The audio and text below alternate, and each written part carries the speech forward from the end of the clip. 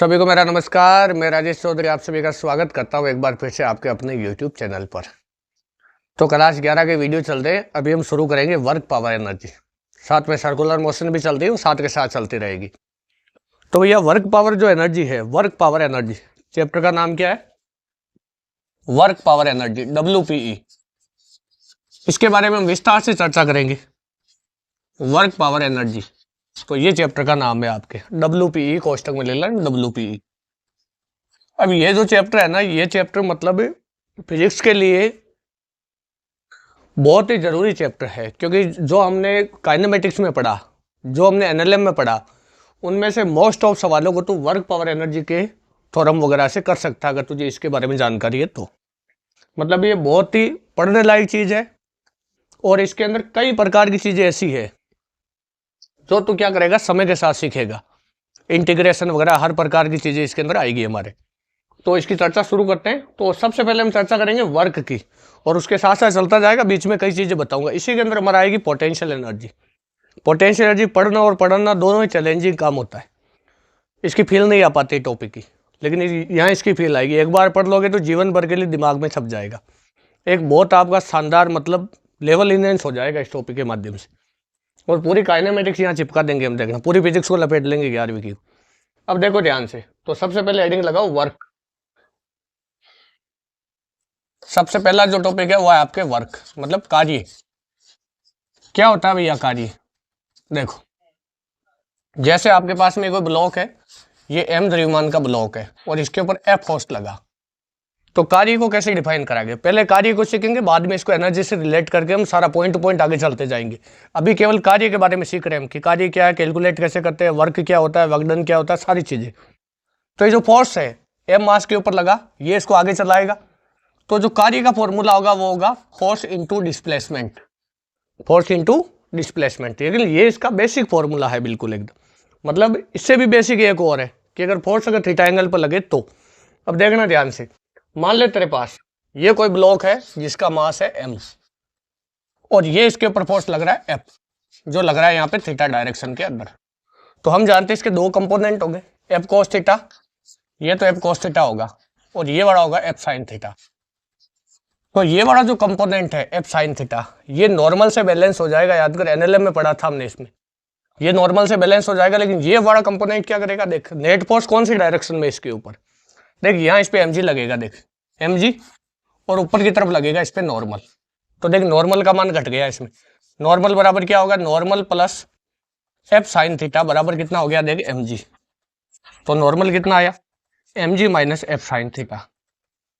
ये दोनों बराबर रहेंगे, नॉर्मल का मान चेंज हो जाएगा यहाँ, और F sin थीटा और सारे बैलेंस हो जाएंगे। मतलब इसमें वर्टिकल डायरेक्शन में कोई भी फोर्स नहीं है, नेट फोर्स 0 है।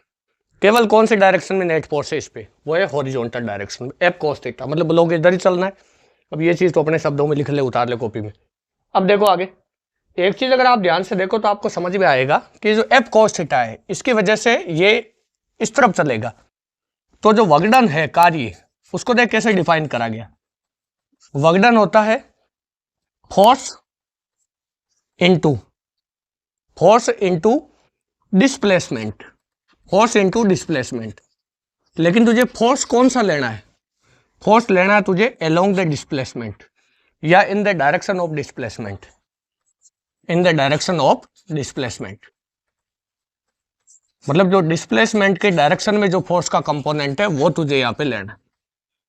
तो कार्य को कैसे डिफाइन किया गया वर्क डन को, कि विस्थापन इनटू विस्थापन की दिशा में जो बल होता है, इसके गुणनफल को क्या कहते हैं? मल्टीप्लिकेशन को वर्क डन कहा जाता है, कार्य कहा जाता है। मतलब तुझे जिस तरह पार्टिकल चले, विस्थापन हो जिस डायरेक्शन में, उसी डायरेक्शन में तुझे क्या करना है? बल का कंपोनेंट लेना है। अगर बल उस डायरेक्शन में फिर तो कोई समस्या नहीं, लेकिन बल अगर किसी डायरेक्शन में है तो तुझे बल का वो कंपोनेंट लेना है जो विस्थापन की डायरेक्शन में हो। विस्थापन के अपोजिट भी हो सकता है ना, ये चीज ध्यान रखना। एलोंग द विस्थापन लिखना थोड़ा है ना ज्यादा बढ़िया होता है, कि मतलब इस लाइन पर अगर विस्थापन इधर है तो बल इधर भी हो सकता है, इधर भी हो सकता है, वो डिपेंड करता है। उसके आधार पर कार्य नेगेटिव पॉजिटिव हो जाता है। अब देख, ये वाली चीज तो अपने शब्दों में लिख ले, यहाँ लिख देना एलोंग, जब एलोंग द डिस्प्लेसमेंट भी तो यहाँ पे लिख सकता है। अब देखो आगे, अब मुझे एक चीज बताओ, ये आया आपके वर्क डन का फॉर्मूला। तो अगर तू इसी फॉर्मूले के अंदर ध्यान से देखता तो तुझे समझ में आता कि जो W है उसका फॉर्मूला होगा F cos theta into S। ये इसका फॉर्मूला है, मतलब F cos थीटा, तो तू इसको ऐसे लिख दे FS cos थीटा। ये इसका सबसे बेसिक फॉर्मूला होता है वर्क डन का। अब बताइए थीटा किसके बीच का एंगल है? डिस्प्लेसमेंट और फोर्स के बीच का। डिस्प्लेसमेंट की डायरेक्शन क्या होती है बताओ? डिस्प्लेसमेंट को एस से लिख दिया, कोई फर्क नहीं पड़ेगा। डिस्प्लेसमेंट को हमने एस से लिखा है यहाँ। डिस्प्लेसमेंट की डायरेक्शन किधर होती? Initial point two final point. Initial point two final point, तो इनिशियल पॉइंट देख और फाइनल पॉइंट देख, ये डिस्प्लेसमेंट की डायरेक्शन होती है। जैसे कोई पार्टिकल है यहाँ पर है, वो यहाँ से यहाँ चला गया, मतलब ये इनिशियल पॉइंट है, फाइनल पॉइंट है, तो ये विस्थापन की डायरेक्शन होगी एस वेक्टर। क्या जो बताया समझ आया? अब इसको तो यहाँ पे लिख सकता है अदिश गुणा के रूप में। देख कैसे? W बराबर तो इसको लिखेगा F vector dot S vector. देख मतलब वर्कडन जो है वो वास्तविकता में फोर्स और डिस्प्लेसमेंट का डॉट प्रोडक्ट है। मतलब दोनों को अगर तू अदिश गुणा करेगा तो तुझे कार्य मिलेगा। और याद कर, जो अदिश गुणा होता है उसकी खास बात क्या होती है? अदिश गुणा करने पर दो सदिश राशियों का गुणा। याद कर, हमने पहले पढ़ा था सदिश राशियों का योग, वेक्टर में पढ़ा था, बेसिक में पढ़ाया था, फिर पढ़ा था सदिश राशियों की बाकी, उसके बाद में मतलब व्यवकलन, उसके बाद क्या पढ़ा? सदिशों का गुणा। भाग होता नहीं इनका। गुणा दो प्रकार से पढ़ा था, अदिश गुणा और सदिश गुणा। अदिश गुणा में होता है कि जब तू दो राशियों को गुणा करेगा तो तुझे कौन सी राशि मिलेगी? अदिश गुणा करने पर तुझे मिलने वाली राशि अदिश होती है। मतलब ये जो कार्य है ये वास्तव में स्केलर क्वांटिटी है। कौन सी क्वांटिटी है? स्केलर क्वांटिटी, अदिश राशि है। कैसी राशि है? अदिश राशि है। ये तो अपने शब्दों में लिख ले। अब देख, जो थीटा है ये, अगर थीटा सोच 90 डिग्री से ज्यादा हो तो कोस नेगेटिव हो जाएगा।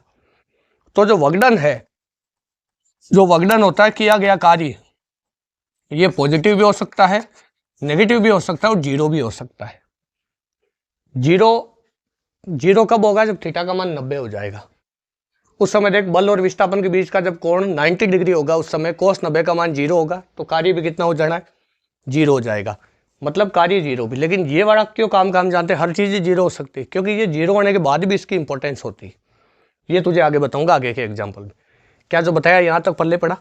अब देख ध्यान से, इसको उतार ले कॉपी के अंदर। अब बता इसका मात्रक क्या होता है, यूनिट क्या होती है?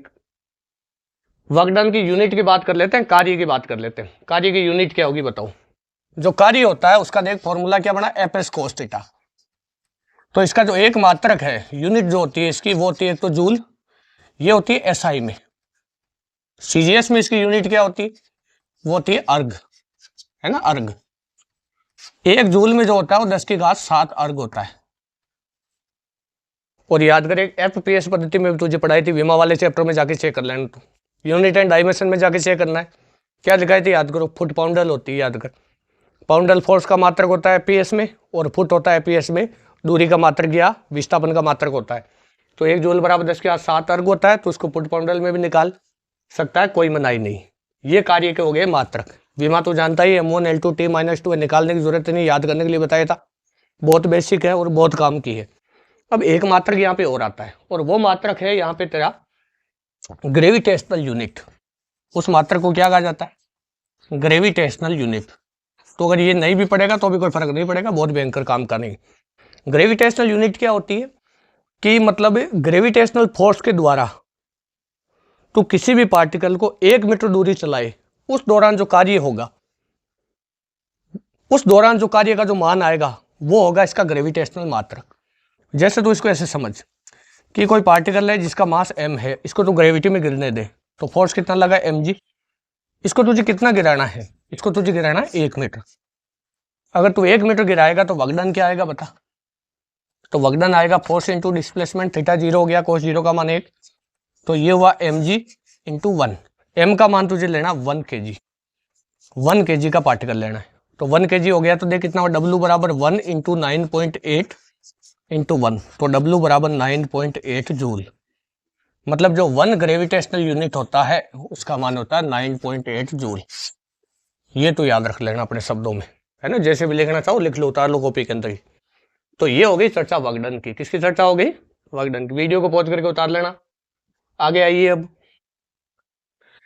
अब एक चीज की चर्चा और करते हैं, वो होगी इसके थोड़े फॉर्मूले पर ही चलते हैं। फोर्स वगैरह के बारे में बहुत चर्चा करेंगे, बिल्कुल घबराना नहीं, मतलब तुझे फील आ जाएगी इस टॉपिक देखना है। एक चीज मुझे बता कि जो वर्कडन का जो फॉर्मूला होता है, मान ले तेरे पास पार्टिकल है एम मास का और ये पार्टिकल अभी यार तूने इसको यहां तक चलाया है ना, कोई ब्लॉक है ये, डीएस विस्थापन तूने चलाया, इसको हल्का सा विस्थापित किया, इस समय फोर्स लगा एफ। और एक चीज ध्यान रहे, कार्य का ये सूत्र एक चीज और लिख लेना, एफ बराबर एफ एस कोस थीटा। कार्य का ये सूत्र तब काम करता है जब फोर्स कांस्टेंट हो। फोर्स क्या हो भैया? कांस्टेंट। अगर फोर्स वेरिएबल हुआ तो ये डायरेक्ट फॉर्मूला यूज कर सकता नहीं, वो फिर सवाल इंटीग्रेशन से सॉल्व होते हैं, और इंटीग्रेशन में तू जानता है, अरे जानता है ना, इंटीग्रेशन में हजारों चीज़ें पढ़ी हमने, कई प्रकार की चीज़ें तैयार करी। इंटीग्रेशन की फील्ड आती है ना, जितनी फील्ड बची हुई है ना वो यहाँ आ जाएगी इसकी, मतलब इंटीग्रेशन के मास्टर बन जाओगे तुम लोग, ये पक्की बात है। तो ये फोर्स कब लगता है, सॉरी ये वाला फॉर्मूला कब यूज होता है? जब फोर्स कांस्टेंट हो। अगर फोर्स वेरिएबल हुआ, किसी चीज़ का फंक्शन हुआ तो फिर ये फॉर्मूला काम नहीं करेगा यहाँ पर। ये वाला चीज़ आपको अभी ध्यान रखनी, इसके ऊपर कहीं भी लिख लो। अब थोड़ी इस पर चर्चा करते हैं। सोच, अगर एफ कांस्टेंट फोर्स हमने लगाया और उस समय विस्थापन हुआ डीएस, तो वर्कडन का फॉर्मूला क्या होगा? डब्ल्यू बराबर, तो इसको डब्ल्यू ही ले ले, F D S cos theta, F D S cos theta, विस्थापन छोटा हुआ। अब मुझे ये चीज बता दो, ये विस्थापन किस चीज का है? याद कर, फोर्स में 3 चीज होती, मैग्नीट्यूड, डायरेक्शन और पॉइंट ऑफ एप्लीकेशन। फोर्स कहाँ लगाया, कितना लगाया, किधर लगाया। तो ये जो डिस्प्लेसमेंट है वास्तव में ये होता है पॉइंट ऑफ एप्लीकेशन का डिस्प्लेसमेंट, पॉइंट ऑफ एप्लीकेशन का डिस्प्लेसमेंट होता है। पॉइंट ऑफ एप्लीकेशन मतलब फोर्स कहाँ पे लगाया। याद करो, बोतल वाला एग्जाम्पल था कि बोतल पे अगर हम एक जगह खास जगह फोर्स लगाए तो बोतल चलेगी, लेकिन ऊपर की तरफ फोर्स लगाए तो बोतल रोटेट करने लगेगी। मतलब फोर्स का इम्पैक्ट पॉइंट ऑफ एप्लीकेशन की वजह से आता है कि पार्टिकल कौन सी मोशन करेगा, रोटेशनल करेगा, ट्रांसलेशनल करेगा, ये दोनों करेगा। ये force point of application decide करता है। ये वाली चीज पहले बता चुका हूँ मैं। अब देख आगे आ जाओ, ये डिस्प्लेसमेंट। अब देखिए समझे कैसे इसको। मान ले तेरे पास कोई फोम का टुकड़ा है, फोम जानते हो, स्पंज है कोई, स्पंज। अब तू एक चीज समझ, अगर तूने यहाँ पे फोर्स लगाया एफ, मतलब ऐसे अपनी उंगली दबाई इसके अंदर, तो तू जैसे इसके ऊपर फोर्स लगाएगा क्या होगा? क्या ये फोम अंदर दब जाएगा? और यहाँ पे ये दीवार है और ये नीचे की सतह है, तू जैसे इसको दबाएगा क्या ये फोम का टुकड़ा इतना अंदर घुस जाएगा ऐसे, इस टाइप से? तो सोच के देख, क्या ब्लॉक अपनी जगह से हिला? ब्लॉक अपनी जगह से हिला नहीं। तो ब्लॉक का डिस्प्लेसमेंट कितना है? डिस्प्लेसमेंट ऑफ ब्लॉक ये तो 0 है, लेकिन पॉइंट ऑफ एप्लीकेशन का डिस्प्लेसमेंट 0 नहीं। देख, पॉइंट ऑफ एप्लीकेशन पहले यहाँ था, अभी यहाँ आ गया है, तो देख इतना अपनी जगह से हिल गया डीएस। तो पॉइंट ऑफ एप्लीकेशन का जो विस्थापन है वो 0 नहीं, मतलब जो वर्कडन है डीडब्ल्यू वो 0 नहीं है भैया, वो 0 नहीं है। ब्लॉक अपनी जगह से नहीं हिला। अगर ब्लॉक अपनी जगह से हिल जाता तो अलग बात होती, तो हम इस तरह हिसाब से देखते हैं, लेकिन ये ब्लॉक नहीं हिला, फिर भी वर्कडन क्या है? 0 नहीं है। लेकिन होना क्या चाहिए? 0 होना चाहिए, क्योंकि ब्लॉक तो नहीं हिला ना अपनी जगह से। क्योंकि जो होता है डिस्प्लेसमेंट वास्तविकता में किसका होता है? पॉइंट ऑफ एप्लीकेशन का होता है। तो फिर हम ऐसा क्यों मान लेते हैं कि ब्लॉक और पॉइंट ऑफ एप्लीकेशन का डिस्प्लेसमेंट सेम है? क्योंकि हम जो वस्तुएं लेते हैं वो सारे रिजिड बॉडीज होती है। क्या होती है वो? Rigid bodies. याद कर, ये पढ़ाया था सेंटर ऑफ मास के अंदर। कहाँ पढ़ाया था? सेंटर ऑफ मास में। तो मुझे बता, रिजिड बॉडी क्या होती है? वो बॉडी या वो वस्तु जिसके 2 पार्टिकल्स के बीच की दूरी चेंज नहीं होती है, उसको हम क्या कहते हैं?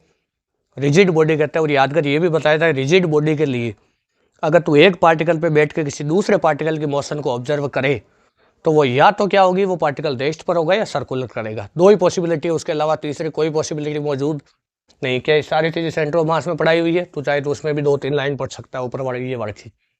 क्या समझ आया?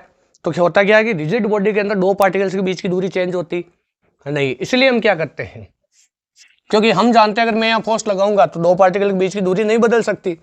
हालांकि कोई भी बॉडी 100% रिजिड बॉडी होती नहीं है, लेकिन प्रैक्टिकली हमें कुछ तो करना पड़ेगा ना कैलकुलेशन के लिए, थोड़ा बहुत एरर तो हमेशा आएगा। तो यहाँ तूने फोर्स लगाया तो पॉइंट ऑफ एप्लीकेशन अपनी जगह से लेगा नहीं, रिजिड बॉडी के लिए। तो ब्लॉक भी नहीं ला, पॉइंट ऑफ एप्लीकेशन भी नहीं ला, तो कार्य बराबर हो गया, दोनों का देख 0 हो गया। अगर पॉइंट ऑफ एप्लीकेशन नहीं लेगा तो ब्लॉक को भी हिलना पड़ेगा, क्योंकि 2 पार्टिकल्स के बीच की दूरी नहीं बदल सकती है। तो कार्य के सूत्र में जो डीएस जो डिस्प्लेसमेंट होता है, किस चीज का डिस्प्लेसमेंट होता है? पॉइंट ऑफ एप्लीकेशन का। किसका होता है? पॉइंट ऑफ एप्लीकेशन का। ये चीज तुझे याद रखनी है, उतार ले कॉपी के अंदर ये सारा कुछ। मान लो आपको इस टाइप का फोर्स का कोई वेक्टर दे दे, एफ वेक्टर बराबर 2i plus 3j plus k Newton, और वो कह दे इस पार्टिकल को आपको, कोई पार्टिकल है m मास का उस पार्टिकल को आपको ये फोर्स लगाना उस पर, ये कांस्टेंट फोर्स है देख। अगर तू मैग्नीट्यूड निकालेगा इसका तो कैसे निकालेगा, इसका स्क्वायर प्लस इसका स्क्वायर प्लस इसका स्क्वायर जोड़ के रूट कर दे, तो मैग्नीट्यूड निकालेगा तो कांस्टेंट फोर्स आएगा। नहीं है किस चीज़ पे, ये मतलब एक्स या फिर टाइम टी का वाई का जेड का फंक्शन थोड़ी है, कांस्टेंट फोर्स है ये। अभी बोलता है 1,2,3 से तुझे ये ले जाना है 1,1,1 तक, इस टाइप से, या तो ले ले 1,0,3 ऐसे ले ले, या 2 ले ले, चल यहां तक तुझे इसको ले जाना पार्टिकल को ए पॉइंट से बी पॉइंट तक। तो तुझे कितना वर्क डन करना पड़ेगा ये तुझे यहाँ पे कैलकुलेट करना है। कैसे कैलकुलेट करेगा तू, तो बता वर्क डन बराबर अभी भी पड़ा F vector dot S vector. तो तेरे पास दो तरीके हैं, दो तरीके क्या, पहले तो तू कैलकुलेट कर डिस्प्लेसमेंट को। देख डिस्प्लेसमेंट एस वेक्टर, मान ले ये पॉइंट यहाँ पर है, तो इसका जो आर ए वेक्टर है वो क्या हो जाएगा, ये हो जाएगा i cap plus 2j cap plus 3k cap, क्या यही होगा। फिर यहाँ से तुझे यहाँ तक ले जाएगा, ये आर बी वेक्टर क्या हो जाएगा, आई के प्लस 0j के प्लस 2k कैप। क्या ये तुझे अच्छे से समझ आया। वेक्टर फॉर्म में लिख दिया, कोऑर्डिनेट को वेक्टर में कैसे लिखते हैं बता रखा है। अब मुझे बता डिस्प्लेसमेंट क्या यही होगा एस वेक्टर, क्या ये इनिशियल पॉइंट है ये फाइनल पॉइंट है, तो क्या होगा डिस्प्लेसमेंट, देख एस वेक्टर बराबर R final vector minus R initial vector. तो एस वेक्टर बराबर देख आर फाइनल ये है, आर इनिशियल ये है, देख आई में से आई घटा तो ये हुआ 0 आई कैप, 0 आई कैप। अब तू 0 में से 2 घटा तो हुआ माइनस का 2j कैप। अब तू 2 में से 3 घटा तो ये हुआ माइनस का k कैप। क्या ये डिस्प्लेसमेंट आया, तो तेरे पास डिस्प्लेसमेंट है और फोर्स है, तो वर्क डन बराबर देख फोर्स की इक्वेशन लिख 2i cap plus 3j cap plus k cap, ये फोर्स की वैल्यू होगी, डॉट ये हो जाएगा i cap sorry 0 I cap और ये हो जाएगा माइनस का 2j कैप और माइनस का k कैप। क्या मैंने सही लिखा है एकदम, देख यहाँ पे कोई गड़बड़ नहीं करी हुई, मैंने चेक कर लेना। अब देख क्या लिखा गया, वर्क डन को W बराबर आई को आई वाले से गुणा, जे वाले को जे वाले से, के वाले को के वाले से, तो ये हो गया 0। 3 को 2 से गुणा कर तो माइनस का 6 हो गया, 1 को 1 से गुणा कर तो माइनस का 1 हो गया। क्या ये अदिश गुणा हो गया इसका, तो W बराबर देख कितना आया माइनस का 7 जूल, ये कार्य हो गया। क्या तो ऐसे कार्य ज्ञात कर सकता है, ये सेम सवाल तुझे वेक्टर में भी करा रखा है, एक बार तो चाहे तो पीछे जाके चेक कर सकता है। अब मुझे एक चीज बता, एक तो ये तरीका, एक इसका है ना बहुत ही शानदार तरीका है, वो क्या देख वो देखते हैं पहले, ध्यान से समझना मेरी बात। फोर्स यही है, कोऑर्डिनेट यही है, देख ध्यान से समझना इसको। जो कोऑर्डिनेट है वो क्या थे यहाँ पे 1,2,3 और ये था आपके 1,0,2। यहां से तुझे यहां तक ले जाना है, तो तू W बराबर क्या लिखेगा F D R cos theta. क्या विस्थापन छोटा हो तो तू ऐसे dr लिख सकता है, dr लिख दे, ds लिख दे, जो भी तुझे लिखना लिख दे। क्या ये कार्य dw होगा, क्या छोटे से विस्थापन के लिए कार्य भी छोटा सा होगा, फोर्स कांस्टेंट है, तो दोनों तरफ इंटीग्रेट कर तो तू इसको लिखेगा W बराबर F vector dot dr vector. क्या तो इसको ऐसे लिख सकता है इंटीग्रेशन। अब तो बता dr को क्या लिख सकता है, dr वेक्टर को क्या तो इसको ऐसे लिख सकता है dx आई कैप प्लस dy जे के प्लस dz के कैप। क्या इसको ऐसे लिख दे कोई फर्क पड़ेगा, क्योंकि r जो है आर वेक्टर में हम जानते हैं तीनों कोऑर्डिनेट है एक्स वाई जेड, तो तू इसको ऐसे लिख दे। फिर देख फोर्स तू ऐसे लिख इसको W बराबर इंटीग्रेशन एफ वेक्टर डॉट ये हो जाएगा देख क्या dx आई कैप प्लस dy जे कैप और प्लस dz के कैप, dz के कैप। अब तू यहाँ फोर्स की इक्वेशन रख दे, तो W बराबर देख फोर्स क्या हुआ F vector 2i cap plus 3j cap plus k cap dot dx आई कैप प्लस dy जे कैप और प्लस कितना हो जाना है dz के कैप। क्या ये जो बताया पल्ले पड़ा ढंग से। अब आई वाले को आई वाले से गुणा करना है, तो W बराबर दे कितना हुआ और इंटीग्रेशन नहीं 2dx हो जाएगा, आई कैप 1 हो जाएगा, देख गुणा हो गया इंटीग्रेशन प्लस 3dy इंटीग्रेशन और प्लस हो जाएगा देख कितना, ये हो जाएगा तेरे 1 है यहाँ पे, तो ये हो जाएगा केवल कितना dz और ये इंटीग्रेशन। देख सही लिखा क्या मैंने, क्या 1 ही है ना, के केप गुणा हो गया 1 हो जाएगा। अब देख जो कोऑर्डिनेट है ना एक्स वाले कोऑर्डिनेट में तुझे पार्टिकल को कहां से कहां ले जाना 1 से 1 तक, मतलब लिमिट हुई 1 से लेके 1 तक। वाई वाले में कहां ले जाना तुझे बता 2 से लेके 0 तक, तो ये हुआ 2 से 0। इसमें तुझे ले जाना 3 से 2 तक, तो ये हो जाएगा 3 से 2 तक। देख पल्ले पड़ा क्या। अब इसको इंटीग्रेट करके तू क्या लिखेगा बता, तो इसको लिखेगा W बराबर देख ध्यान से, ये हो जाएगा तेरे W बराबर 2 का इंटीग्रेशन हुआ 2x और लिमिट लगेगी कितनी 1 से लेके 1 तक प्लस ये हुआ तेरे 3y और लिमिट लगेगी तेरे कितनी 2 से लेके 0 तक, और प्लस ये कितना हुआ देख z, और लिमिट तेरे कितनी लगेगी यहाँ 3 से लेके 2 तक।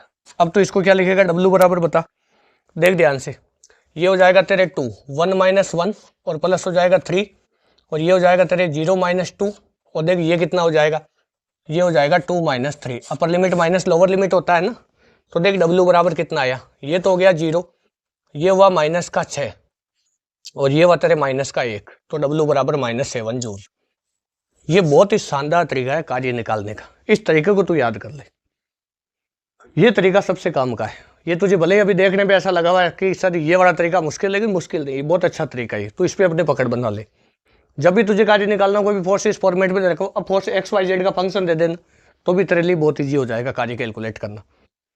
तो ये वाला कार्य को कैलकुलेट करने का तरीका है, ये तरीका तुझे याद करना है यहाँ पे, इसलिए ये सवाल कराया, बाकी सवाल तो आराम से हो जाता है ना, पहले भी करा रखा है। अब देख आ गया हूँ, अब ध्यान से समझ एक चीज, ये हुआ तेरे कार्य का एक बेसिक सवाल मतलब। अब सोच एक चीज, मैं तुझे अगर कार्य का फंक्शन दे दूं तो तू सवालों को कैसे सोल्व करेगा बता। देख कार्य का फंक्शन देने का मतलब, कार्य का 2 प्रकार से फंक्शन दूंगा आपको, या पहले एक सवाल और देख, बहुत ही सिंपल सवाल। मान ले तेरे पास में ये 5 kg का ब्लॉक है और इस पे तूने फोर्स लगाया, और वो जो फोर्स है वो फोर्स तूने लगाया मान ले 20 न्यूटन का 37 डिग्री के एंगल पर। कितने डिग्री पे 37 डिग्री। मैं तुझे कहूं t बराबर 2 सेकंड में वक्र ज्ञात करो, फाइंड आउट वक्र इन 2 सेकंड, फाइंड आउट वक्र इन 2 सेकंड।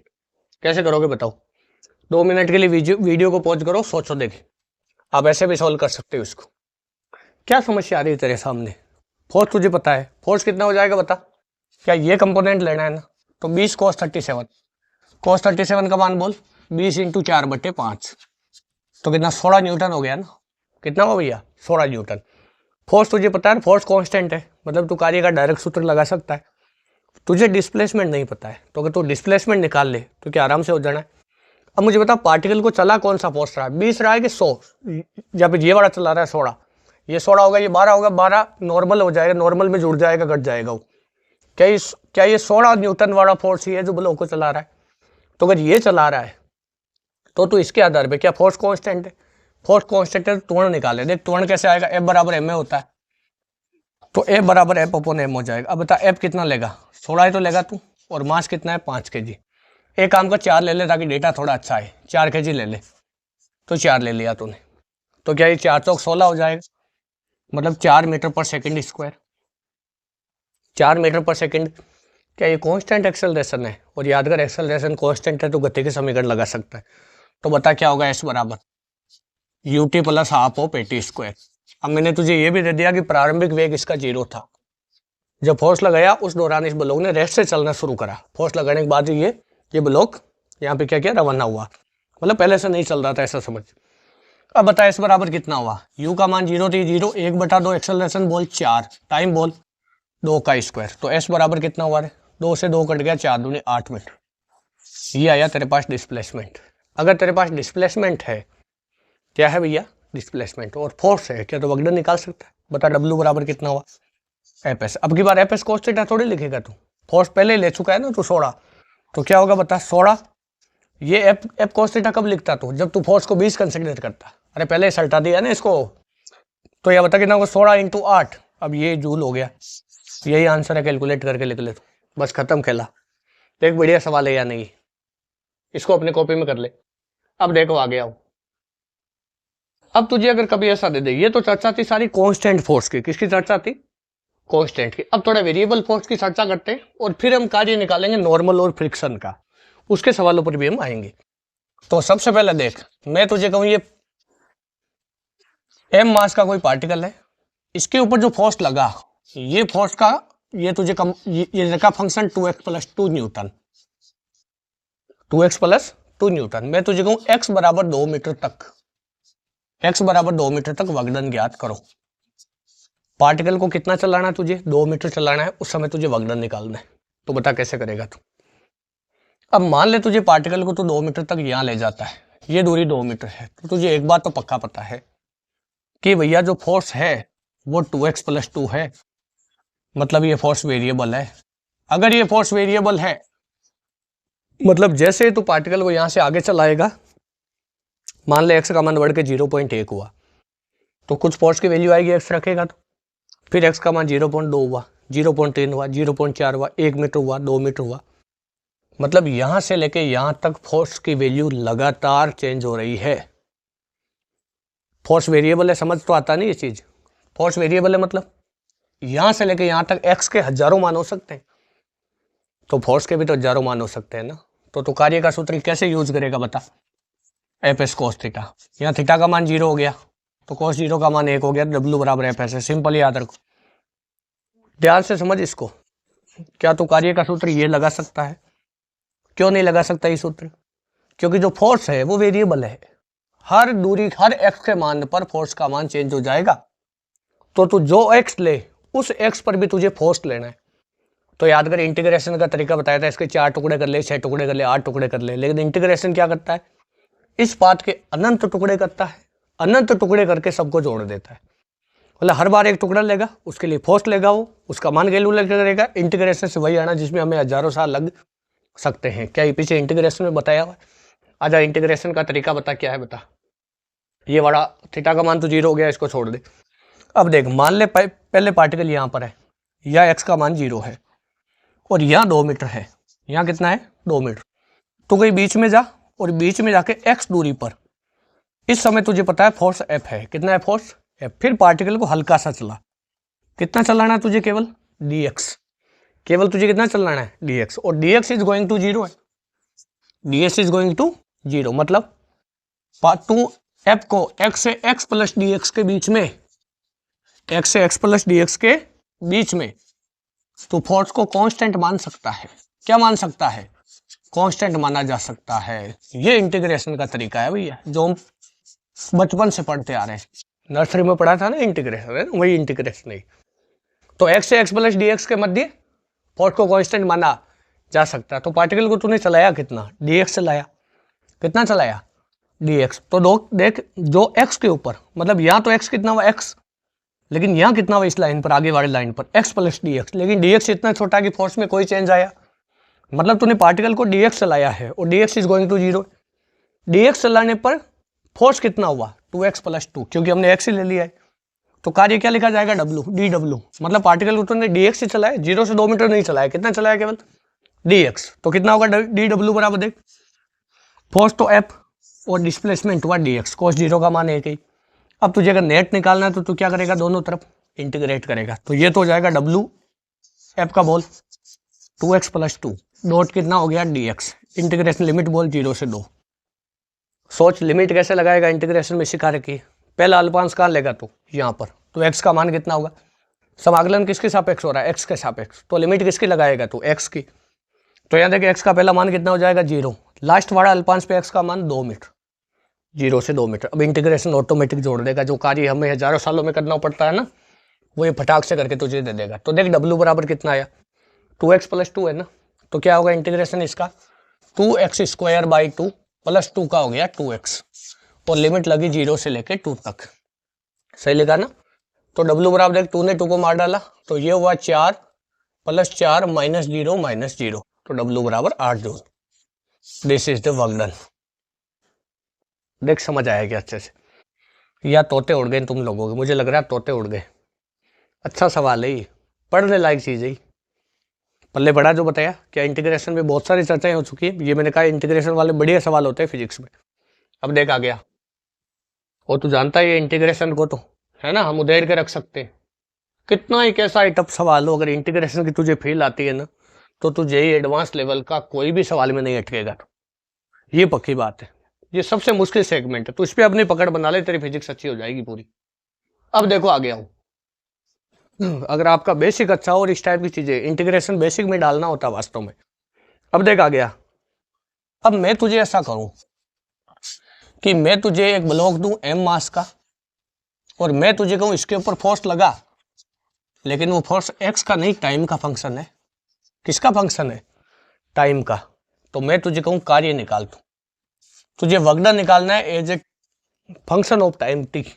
ये तुझे यहाँ पे कैलकुलेट करना है। तो चाहे तो टी का मान 2 सेकंड भी लिख सकता है कि 2 सेकंड बाद या 2 सेकंड तक अगर पार्टिकल चले इस फोर्स की वजह से तो कितना वर्कडन होगा, ये भी तू यहाँ पे कैलकुलेट कर सकता है। तो बता क्या करेगा, कैसे करोगे सवाल को, वीडियो को पॉज करो और करो देखे थोड़ा। अब की बात देख, जो W होगा वही तरीका सेम है कि तूने पार्टिकल को यहाँ x बराबर 0 और मान ले तुझे पार्टिकल को चलाना x नॉट तक, अब की बात लिमिट वगैरह दी नहीं है ना। अब मान ले तू पार्टिकल को यहाँ ले गया, ये दूरी x है, फिर इसको हल्का सा चला ये dx दूरी तक, तू जब dx तक चलाएगा तो वर्कडन क्या होगा, dw बराबर f dx, थीटा का मान 0 ले ले, इंटीग्रेट कर ले, तो w बराबर क्या हुआ, f dx। लेकिन तुझे अब की बार ये समझना चाहिए कि ये f x का फंक्शन है, ये टाइम का फंक्शन है, तो इसका समाकलन x के सापेक्ष करा नहीं जा सकता है। तो तू dx को किस में चेंज कर, dt में चेंज कर। कैसे करेगा बता, इसको तू क्या कर, ऊपर नीचे dt से गुणा कर दे। अगर तू dt से इसको ऊपर नीचे गुणा करेगा तो बता dx बटा dt कितना हो जाएगा,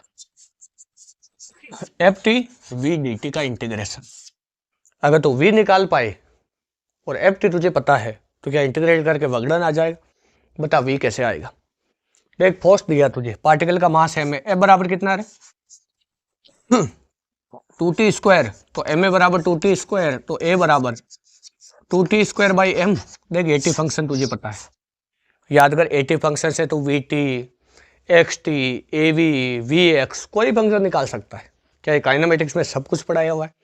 देख ध्यान से क्या हो जाएगा, क्या तू a को यहाँ पर लिखेगा dv बाई dt और ये हो जाएगा कितना, देख 2t स्क्वायर बाई m, तो ये हो जाएगा dv बराबर 2t square by m into D T, और दोनों तरफ तो इंटीग्रेट कर ले। प्रारंभिक वेग ले ले u से लेके v तक, u का मान 0 मान ले, चल प्रारंभिक वेग इसमें भी 0 मान ले u का मान। बता क्या होगा, ध्यान से देख और मुझे बता।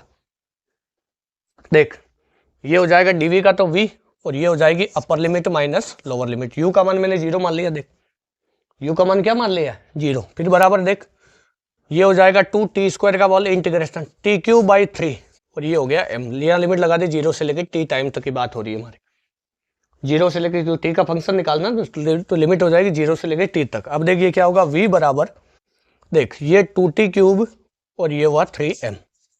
देख तेरे पास v का मान आ गया, देख v का फंक्शन आ गया। अगर तेरे पास v का फंक्शन आ गया तो वीडियो को रिवर्स करके उतार लेना, फिर वापस है ना, एक बार मिटा रहा हूं मैं इसको, वीडियो रिवर्स करके उतार लेना। देख डेटा रख दे, तो बता w बराबर कितना आएगा, एफ टी की जगह बोल 2t स्क्वायर इंटू, देख यहाँ देख v का मान आया 2t cube by 3m into आया dt और ये इंटीग्रेशन। तो बता w बराबर कितना हुआ है, 2 2 या 4, तो 4 बाई 3m तो आ गया 12 और ये हो गया t की घात 5 dt। इंटीग्रेशन का लिमिट बोल 0 से लेके t तक। तो बता क्या होगा, इंटीग्रेट करे इसको तू इंटीग्रेट करेगा तो देख वीडियो को पॉज करके है ना, पीछे रिवर्स कर करके उतार लेना। तो देख w बराबर कितना होगा, पहले पूरा सवाल देख लो फिर उतार लेना। 4 बाई 3m तो ये हो जाएगा t की घात 6 बट्टा 6 upper limit minus lower limit, तो w बराबर हो गया 4/3m t की पावर 6 बाई 6। ये वर्कडन हो गया। क्या है बता इसमें, क्या ये ऐसी चीज है जो हमें समझ में नहीं आ सकती, जो हमारे बस की बात नहीं कि सर ये तो हमारे बस की बात है नहीं। क्या बहुत सिंपल है, अगर फोर्स तुझे कांस्टेंट दे तो वर्कडन कैसे निकालेगा ये तूने सीखा। आज तूने सीखा क्या क्या, पहली बात वर्कडन क्या होता है, पॉजिटिव नेगेटिव 0 हो सकता है, विमा मात्रक सब पढ़ लिया तूने। अगर फोर्स लेना है तो कौन सा लेना है, डिस्प्लेसमेंट लेना है तो कौन सा लेना है, ये सारी चीज़ें हमने देखी। उसके बाद में हमने देखा कि अगर फोर्स कांस्टेंट है तो वर्कडन कैसे निकालेगा। फिर तूने देखा कि फोर्स वेरिएबल है तो वर्कडन कैसे निकालेगा। लेकिन फोर्स भी एक्स का फंक्शन है या टाइम टी का फंक्शन है। अगर फोर्स वी का फंक्शन दे दे तो भी तुझे डरना नहीं, क्योंकि अगर फोर्स वी का फंक्शन दे दे ना तो यहाँ देख तू इसको वी वगैरह में चेंज कर सकता है। किसमें चेंज कर सकता है, वी वगैरह में, फिर सारे फंक्शन निकाल ले। देख सब पढ़ाया हुआ काइनेमेटिक्स, मतलब पूरी काइनेमेटिक्स तू यहाँ पे लगा सकता है। आया नहीं आया समझ, ये वाला पल्ले पड़ा कि तोते उड़ गए, आया ना समझ। ये कॉपी में उतार लो पूरा, बहुत तगड़े सवाल है सारे। एक लगातार पढ़ते रहो, ये चैप्टर जो पूरा होगा ना तो आपका सोचने समझने का तरीका बदल जाना, देखना। और बहुत शानदार तरीके से पढ़ाने का प्रयास करूंगा अभी। देखो आ गया हूँ, कहीं तो सोच रहे से कितना शानदार, जितना क्लास में पढ़ाया था। अरे शानदार ही तो पढ़ाया है या टाइम पास करिए कि सर आपने तो नहीं करी लेकिन हमने कर दी, बात एक ही है। कोई भी करो, टाइम पास तो हो गई। आराम से घर पे पढ़ना है ना इसको, हंसी मजाक की बात अलग है। कोई नया बच्चा भी देख रहा है ना तो घबरा के भाग मत जाना, इसको बहुत मुश्किल नहीं है चीजें। अब है ना कुछ थोड़ी सी चर्चाएं कर लेते हैं। नोट लगाए, नोट, और तो नोट में ऐसे लिख, अगर तेरे पास ये m मास का पार्टिकल है, अगर पार्टिकल इधर चल रहा है और फोर्स इधर है, और पार्टिकल इधर चल रहा है v वेग से, तो कितना कार्य होगा, इस फोर्स का कितना कार्य होगा। दो फोर्स है यहाँ पे, यहाँ फोर्स हो नहीं हो वो भी बात हो, वो बात अलग है। मतलब v वेग से पार्टिकल चल रहा है तो हो सकता है यहाँ फोर्स लगे नहीं लगे, v कांस्टेंट ले लिया मैंने, मतलब हॉरिजॉन्टल डायरेक्शन में कोई फोर्स, अरे v कांस्टेंट कब होता है, जब फोर्स नहीं होता तभी तो होता है। एक फोर्स यहाँ लग रहा है, मैं कहूँ तुझे इस फोर्स का वगडन क्या होगा, इस फोर्स का वगडन बता तू, तो तू कहेगा सर पार्टिकल का विस्थापन इधर है, फोर्स इधर है, तो थीटा हो गया 90 डिग्री, तो वगडन कितना हुआ बता, तो वगडन हुआ 0। वगडन कितना हुआ 0। अब ये काम में कहाँ आता है भैया, तो देख ध्यान से, ये काम में यहां आता है कि जैसे तेरे पास मान ले कोई तेरे पास पेंडुलम है, तू समझ पेंडुलम को, पेंडुलम जानते हो ना, एसएचएम में पढ़ा था। क्या पेंडुलम में m मास का है, तो इस पे इधर तो लगता है टेंशन, और याद कर पेंडुलम की वेलोसिटी किधर होती, अगर हम एसएचएम माने तो डायरेक्ट इधर हो जाएगी, वरना यहाँ होगी वेलोसिटी। मतलब v और s के लिए हमेशा एंगल 90 डिग्री होगा, मतलब ये पार्टिकल ऐसे चलेगा, तो टेंशन और v के बीच में एंगल कितना रहना 90 डिग्री, तो डिस्प्लेसमेंट और टेंशन के बीच में एंगल कितना होगा 90 डिग्री। अरे वेग और डिस्प्लेसमेंट तो एक ही डायरेक्शन में होता है ना, अगर पार्टिकल इधर से इधर जाएगा तो इनिशियल पॉइंट हो गया, फाइनल पॉइंट हो गया।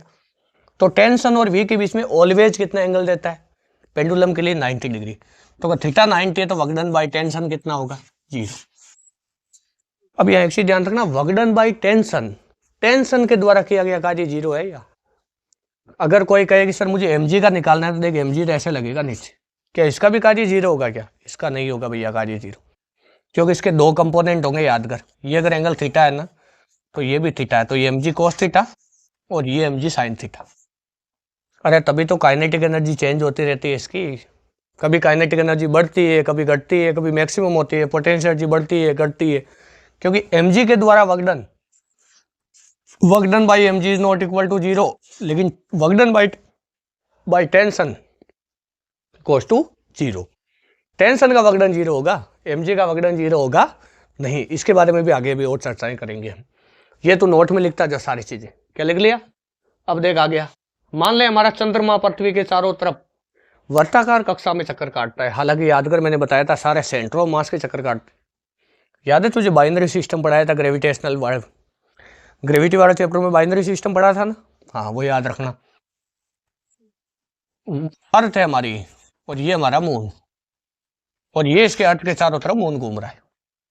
सोच ग्रेविटेशनल फोर्स किधर लग रहा है, क्या इसको पृथ्वी के चारों तरफ गुरुत्वाकर्षण बल ही घुमा रहा है ना, तो ये इधर लग रहा है, लेकिन चंद्रमा इधर चल रहा है, मतलब चंद्रमा का विस्थापन इस पॉइंट पर इधर है, लेकिन mg इधर लग रहा है, कितना एंगल बन 90, और अगर ये 90 है ना तो work done by gravitational force equals to 0, work done by gravitational force equals to 0, मतलब जो पृथ्वी जो चंद्रमा के ऊपर गुरुत्वाकर्षण लगाती है वो गुरुत्वाकर्षण बल कोई भी कार्य करता नहीं है, इसीलिए इसकी पूरी एनर्जी कांस्टेंट रहती है सिस्टम की। अगर ये वगडन का कुछ ना कुछ मान होता तो इनकी एनर्जी बदलती रहती, टोटल एनर्जी में चेंज आ जाता, वो सारा आगे देखेंगे, मैं एक बार बता दूंगा। तो यह वगडन बाई ग्रेविटी कितना है 0। अब कहीं सोचते हैं अगर वगडन बाई ग्रेविटी 0 है तो इस कार्य का क्या मतलब, इसकी भी सिग्निफिकेंट है, मतलब इसका भी यहाँ पे सिग्निफिकेंस वैल्यू होती है, आया कि नहीं आया समझ, मतलब ये 0 है लेकिन इसका यहाँ पे वैल्यू है, कोई ना कोई काम की चीज है ये। और ये क्यों है ये, क्योंकि ये वगडन 0 होने का मतलब है कि चंद्रमा यहाँ पर कार्य नहीं कर रहा है, मतलब ना तो ऊर्जा जा रही है ना बाहर आ रही, सॉरी ना जा रही है ना आ रही है, एनर्जी ना तो इसमें से निकल रही है ना इसके अंदर आ रही, जितनी है उतनी है, कांस्टेंट रह रही हो, ये इसका मतलब होता है वगडन बाई ग्रेविटी बराबर 0 का। तो ये चीज तुझे याद रखनी है। अब तूने वो एग्जाम्पल सुना होगा कुल्ली वाला, कि कुल्ली अपने सर पे सामान लेके चलता है तो उसके द्वारा किया गया कार्य 0 होता है। तो किताबों में और कई जगह उल्टी सीधी चीजें बोली जाती, इसने अपना सामान ऊपर रखा है अपना, है ना, इस टाइप से ये सामान ऊपर रख लिया, पकड़ लिया, आपके फ्यूचर की बात हो रही, तो ये कुल्ली है भैया। कौन है ये कुल्ली, कुल्ली नंबर 1 है, गोविंदा की मूवी थी ना वो, हाँ, तो ये कुल्ली है, ये इधर चल रहा है, तो यहाँ पर क्या होता है, सवाल क्या होता है कि जब कुल्ली अपने सर पे सामान उठा के चलेगा तो ग्रेविटी द्वारा किया गया कार्य कितना होगा। तो देख कुल्ली इधर चल रहा है, सोच इस सामान के ऊपर जो फोर्स है ग्रेविटी वो ग्रेविटेशनल फोर्स mg इधर लग रहा है, जबकि कुल्ली इधर चल रहा है तो कुल्ली के साथ साथ ही सामान इधर जाएगा ना, तो कितना एंगल हुआ 90। अगर ये 90 हुआ तो वगडन बाई ग्रेविटेशनल फोर्स बराबर 0। यहाँ कुल्ली के द्वारा किया गया कार्य 0 नहीं है भैया, ग्रेविटी के द्वारा किया गया कार्य 0 है, लेकिन कुल्ली वाले कार्य की चर्चा क्यों नहीं होती, क्योंकि उसको हम कैलकुलेट नहीं कर सकते। इसके बारे में आगे चर्चा करेंगे, बहुत तगड़े लेवल से है ना, तो खुद कहेगा सर फील आ गई वास्तव। तो वगडन बाई ग्रेविटेशनल फोर्स जब कुल्ली अपने सामान को मतलब सामान को अपने सर पे रख के चलता है तो कितना होता है, 0 होता है। कितना होता है, 0। आगे आओ देखो, इसके बाद एक चीज और है इसमें, बस सोच किसी एटम के अंदर कोई न्यूक्लियस है, नाभिक, न्यूक्लियस, न्यूक्लियस स्पेलिंग गड़बड़ हो जाए देख लेना तुम लोग। इलेक्ट्रॉन चारों तरफ चक्कर काट रहा है, आर रेडियस है। कूलाम फोर्स जो है आकर्षण बल वो इधर लगेगा, इस पर याद कर, Q1 Q2 बटा आर स्क्वायर। इसके द्वारा भी किया गया कार्य कितना होगा, work done by Coulomb force equals to 0।